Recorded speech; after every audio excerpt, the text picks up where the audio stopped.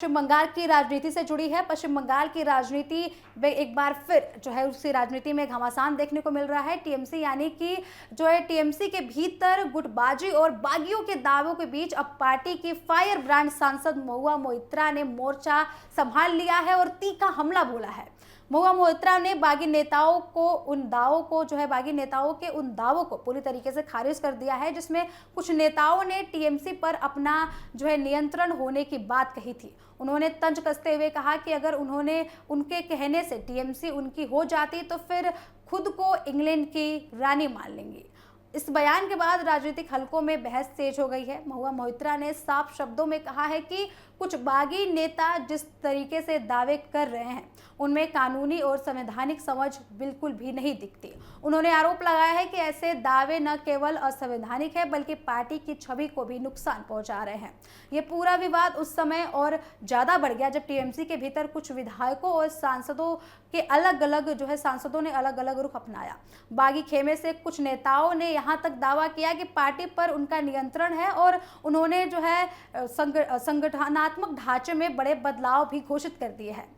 सूत्रों के मुताबिक ये भी कहा जा रहा है कि बागी गुट की ओर से ऋतव्रत बनर्जी को विधानसभा में नेता विपक्ष के तौर पर मान्यता दिए जाने का दावा किया जा रहा है, जिसे लेकर सियासी तनाव और भी ज्यादा बढ़ता दिखाई दे रहा है। वहीं पार्टी नेतृत्व की ओर से इन दावों को पूरी तरीके से खारिज किया गया है। इसी तरीके से जो है अरूप रॉय को पार्टी का नया चेयरमैन घोषित करने जैसे बड़े कदम पर विवाद बना हुआ है। टीएमसी नेतृत्व का कहना है कि ऐसे फैसले पूरी तरीके से गैर कानूनी और पार्टी संविधान के खिलाफ है। स्थिति इतनी जटिल हो गई है कि यह मामला अब सिर्फ बयानबाजी तक सीमित नहीं रहा है बल्कि कानूनी और राजनीतिक लड़ाई का रूप लेता जा रहा है। ममता बनर्जी ने इस पूरे घटनाक्रम को गंभीरता से लेते हुए पहले ही सख्त रुख अपनाया है और पार्टी संगठन को मजबूत करने की दिशा में कदम उठाया है। महुआ मोइत्रा ने अपने बयान में यह भी कहा है कि कुछ लोग जिस तरीके से खुद को पार्टी का प्रतिनिधि बता रहे हैं वो केवल भ्रम फैलाने की कोशिश कर रहे हैं। उन्होंने जोर देकर कहा है कि टीएमसी एक संगठित और अनुशासित पार्टी है और ऐसे किसी भी दावे को स्वीकार नहीं किया जा सकता।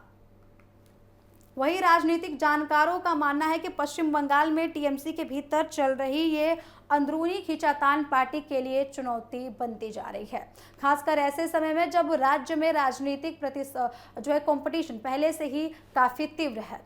सूत्रों के अनुसार बागी खेमे की ओर से कुछ और बड़े दावे भी किए गए हैं, जिनमें पार्टी पदों और पार्टी ढांचे में बदलाव की बात शामिल हुई है। हालांकि इन सभी दावों को टीएमसी नेतृत्व ने सिरे से खारिज किया है। महुआ मोइत्रा का यह बयान ऐसे समय में आया है जब पार्टी पहले से ही कई राजनीतिक चुनौतियों का सामना कर रही है।